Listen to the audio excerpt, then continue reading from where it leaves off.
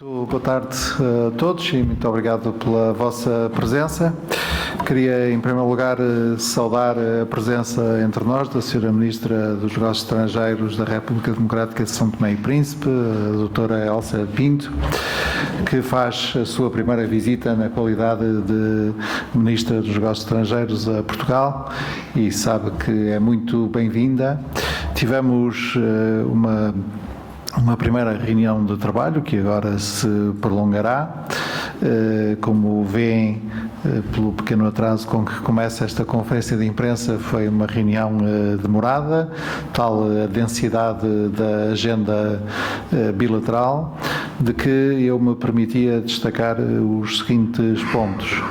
Em primeiro lugar, a excelência das relações ao nível político e diplomático e também do contacto entre os nossos povos.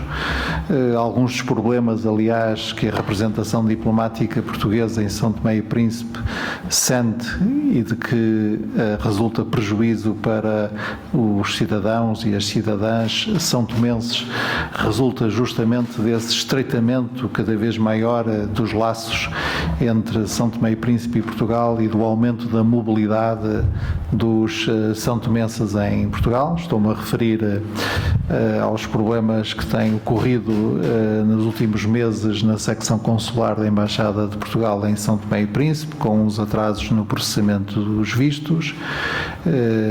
Já pedi, mas faço questão também de pedir publicamente desculpa à Sra. Ministra pelo facto de esses atrasos se estarem a verificar. O que acontece é que o número de pedidos de vistos para deslocação ou para estudo em Portugal tem crescido muito. Nós temos uma solução que é a solução estrutural, que esperamos esteja em vigor até ao fim do próximo ano 2020.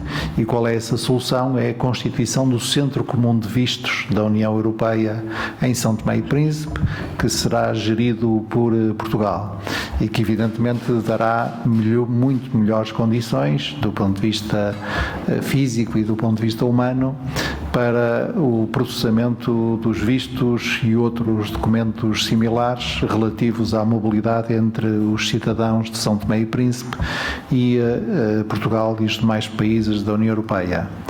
E temos, evidentemente, uma solução mais temporária, que é o reforço dos recursos humanos ao serviço da Embaixada em Portugal, para que este pico de vistos, normalmente devidos a razões de estudo, portanto, que é preciso incentivar, possa ter uma resposta à altura da nossa parte. A segunda dimensão que queria salientar da nossa reunião foi o ponto da situação que fizemos sobre os programas de cooperação. Nós temos, em primeiro lugar, os projetos de cooperação ao abrigo do Programa Estratégico de Cooperação, que decorre entre 2016 e 2021. Salientaria os dois grandes projetos bandeira, que é o projeto Saúde para Todos, de apoio a São Tomé na área da saúde, e o projeto de apoio integrado ao sistema educativo de São Tomé, com apoio à formação inicial e contínua de professores e o apoio em particular ao ensino de português e matemática na região autónoma do Príncipe. E temos uma segunda grande dimensão, que é a cooperação europeia gerida por Portugal, que está em curso e que tem em perspectiva novos projetos em áreas tão importantes como o apoio às fileiras biológicas da agricultura de São Tomé ou o apoio também ao combate à violência de género.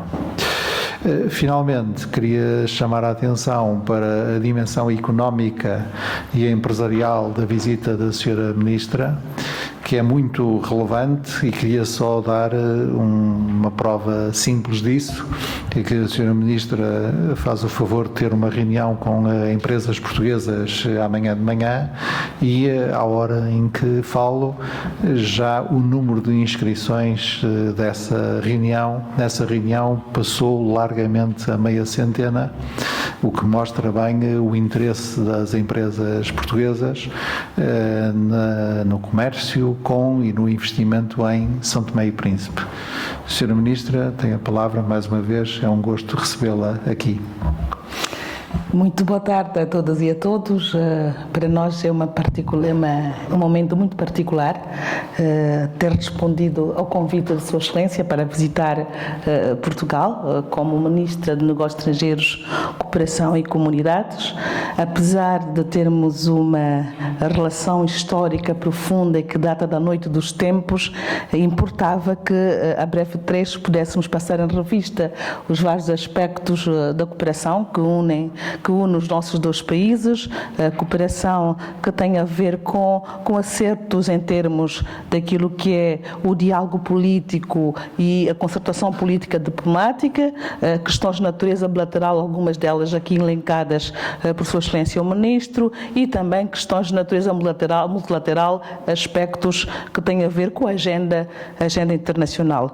No que tange, sobretudo, a questões de concertação político-diplomática, nós podemos analisar a importância que tem Portugal para São Tomé e Príncipe, enquanto parceiro que está inserido numa sub-região, a União Europeia, no continente europeu, e que poderá ser uma porta de entrada para também que os santomenses possam beneficiar dos avanços técnicos, tecnológicos e não só, dos projetos estruturantes e fundos estruturantes que a Europeia tem colocado à disposição para o desenvolvimento, e a partir daí nós contamos com a advocacia de Portugal para ajudar São Tomé no que tange, por exemplo, a questão da transição, porque São Tomé e Príncipe vai ser graduado como país de rendimento médio, e Portugal poderá ser um grande parceiro na advocacia para que São Tomé continue a manter os fundos e buscar outros fundos alternativos em matéria desta graduação.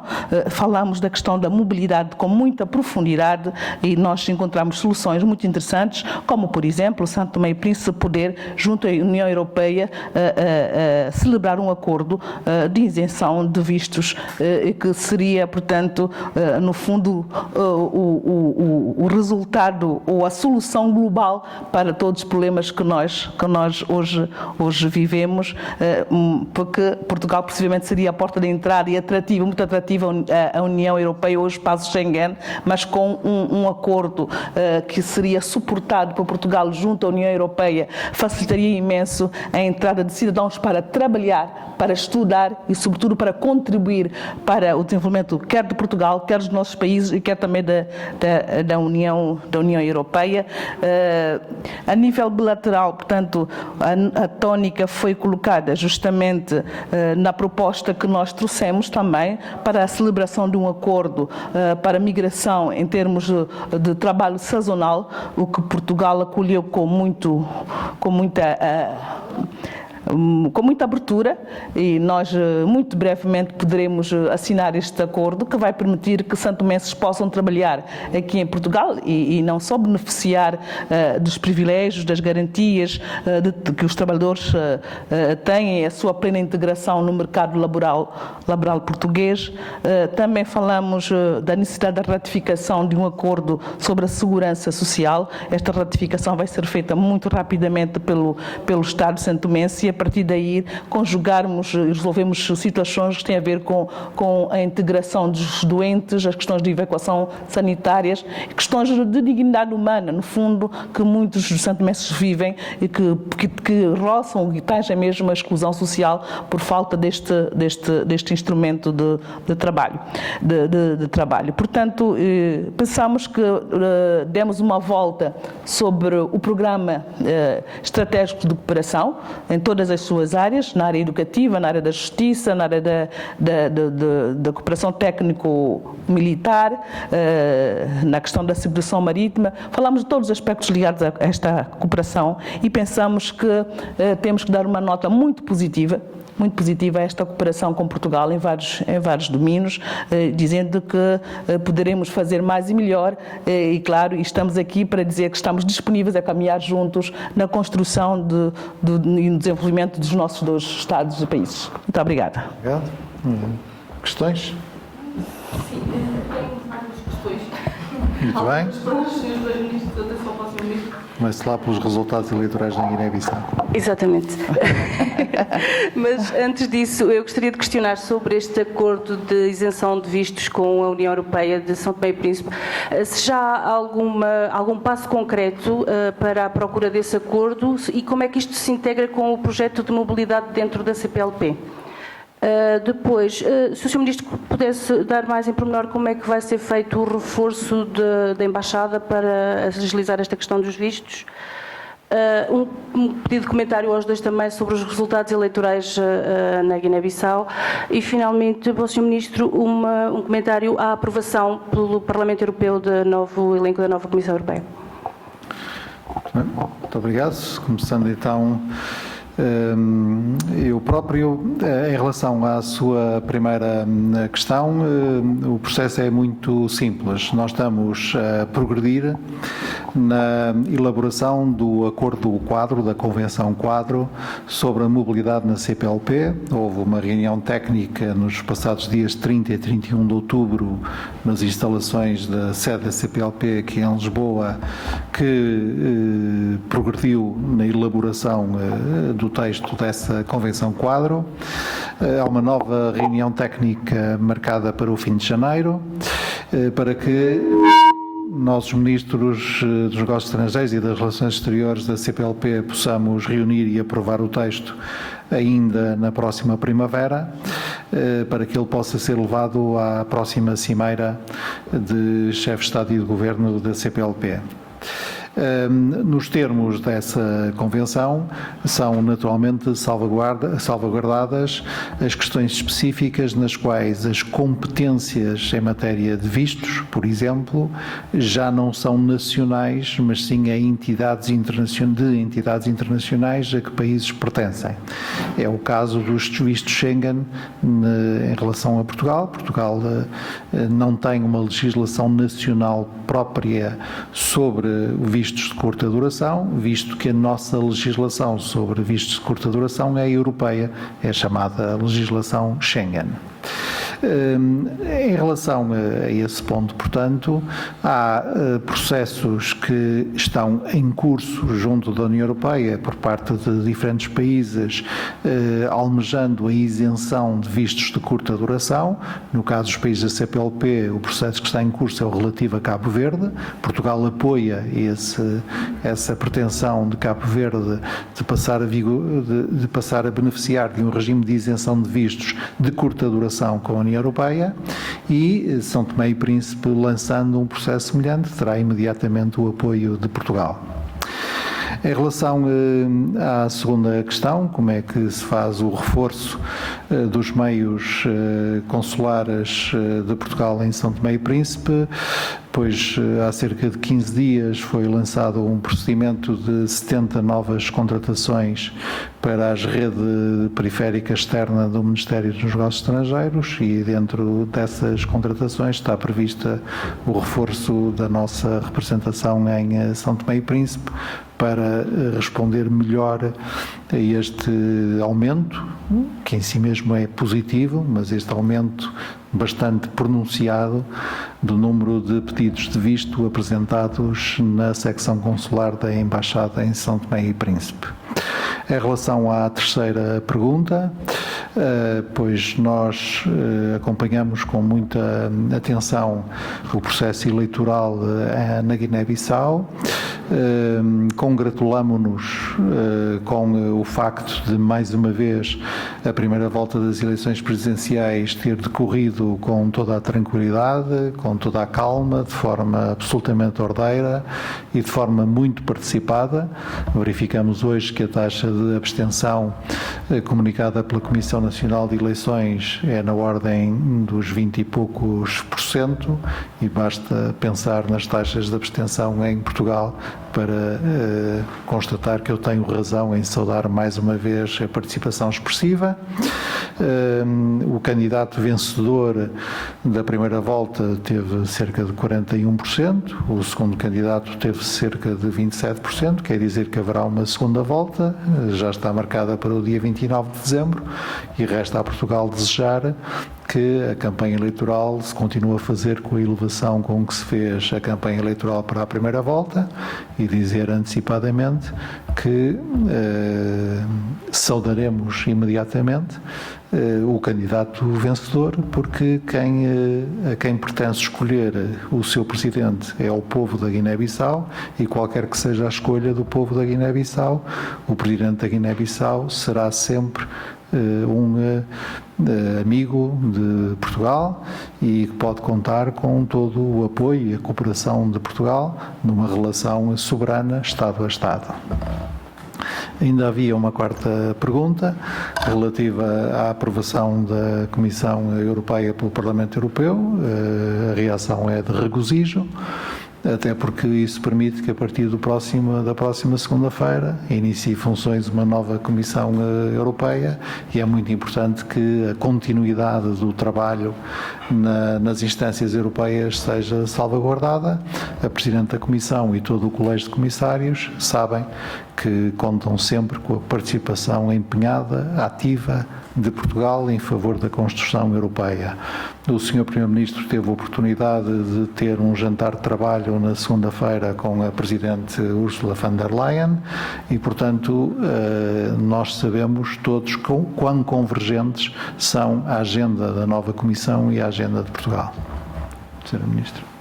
Eu vou começar pela última questão, para dizer que, como sabem, nós estamos no processo do pós-Cotonou, portanto, uma revisão da relação entre a África e a União Europeia, e na próxima semana, nos próximos dias, teremos, portanto, a cimeira do chefe de Estado, chefe de Governo, entre a ACP e a União Europeia, e toda a África e todos os países africanos, inclusive a São Tomé e Príncipe. Nós estamos expectantes, estávamos justamente à espera desta solução, e penso que nós só damos a solução porque, no fundo, vem viabilizar e vamos começar a trabalhar. Claro que a cimeira que vai acontecer já vai ter, portanto, teremos a presença, e não só a presença, mas também as diretivas que poderão facilitar a nossa reflexão enquanto Estados ACP e o novo caminho que temos que traçar pós-Cotonou.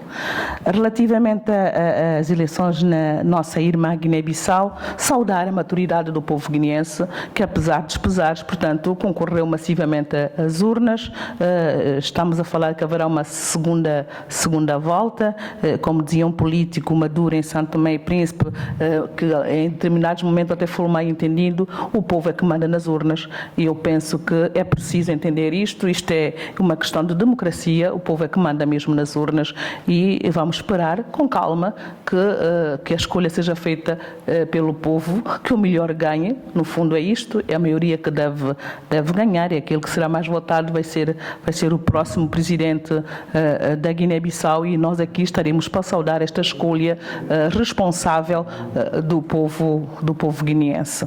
Relativamente às outras duas questões, eu penso que o Sr. Ministro respondeu de forma cabal os aspectos técnicos, dizer que há soluções que passam às vezes por pequenos arranjos, e a questão dos vistos e entrada de curta duração podem passar por soluções bilaterais, e esta é uma dessas soluções, quer com um acordo ou com Portugal ou através de Portugal com a União Europeia, poderá facilitar, portanto, esses problemas de curta duração, na medida em que nós todos, países da CPLP, somos membros da mesma comunidade, mas pela nossa própria característica fazemos parte de sub-regiões com ditames e com regras muito específicas. Portugal faz parte da União Europeia, São Tomé e Príncipe faz parte da África Central, e outros fazem parte de outras sub-regiões de continentes diferentes. Portanto, teremos que respeitar as nossas especificidades, mas eu penso que o passo está dado, o acordo de mobilidade vai acontecer, e vai acontecer de forma gradual, portanto não pode ser algo que seja instantâneo, em função dos nossos estados de desenvolvimento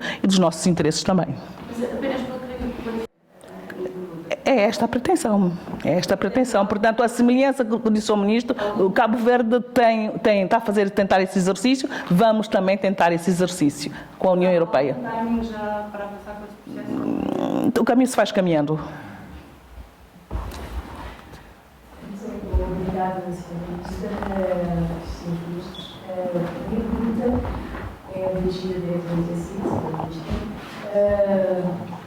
Falando da área, portanto, da cooperação, da área de saúde, Recentemente, sabemos que a nossa embaixada, através do senhor embaixador, encontrou-se com a dirigente, a diretora do CEF, onde abordou questões como a necessidade e a possibilidade de uma maior viabilidade no processo de legalização dos doentes santomenses e dos seus acompanhantes. Em termos ministeriais, concretamente dos negócios estrangeiros, queremos saber se este assunto foi posto em discussão. Quer dizer, eu diria que seria uma aberração falarmos de legalização de doentes. Não podemos estar a falar de legalização de doentes. Os doentes, quando vêm para Portugal, vêm através de juntas médicas, num quadro próprio, num quadro de acordo que existe de vocações sanitárias entre Portugal e Santo Tomé e Príncipe. Portanto, não são pessoas que estão cá com situações de legalidade ou de regularização. Portanto, vêm num quadro próprio. Portanto, o senhor embaixador possivelmente falou das questões que já foram aqui tratadas neste quadro, que são de atendimento às pessoas que vêm em tratamento e, sobretudo, que têm doenças crónicas que, depois de certo tempo, não conseguem viver condignamente, não conseguem resolver os seus problemas, quer em termos medicamentosos, quer de assistência médica hospitalar, e que nós propusemos à parte portuguesa mais uma componente que seria adicionar aos tratamentos hospitalares uma assistência nos centros de saúde, permitindo assim tratamentos ambulatórios a esses doentes. Mas isso não passa necessariamente pela legalização destes doentes. Não estamos a falar de legalização de doentes, porque não é isto que tratamos. Pois, quando digo da legalização, claro, os doentes todos são legalizados, mas há uma certa demora neste processo, e então gostaria de saber se, quanto a esta questão, foi... Possivelmente está a falar de vistos. Se são vistos, portanto, o visto, como nós já aqui dissemos, há vários tipos de vistos, né? Há vistos que são de curta duração e há vistos de longa duração, e de longa duração, portanto, o visto de trabalho, o visto para estudantes. Não temos necessariamente vistos para pessoas doentes. O que nós temos, sim, são acordos de evacuação para pessoas que vêm tratar de saúde. Elas vêm num quadro regulamentar específico, e aí sim, já estando aqui, podemos encontrar soluções para estas pessoas através de vistos temporários ou renovação de vistos para que elas possam ser tratadas. Mas, portanto, não se trata verdadeiramente de uma questão que está ligada a visto, mas a questão de assistência médica e inclusão destas pessoas que ficam um pouco à margem do sistema de saúde por não haver condições do nosso lado para poder assistir cabalmente estas pessoas. Obrigada. Boa tarde, então. Muito obrigado.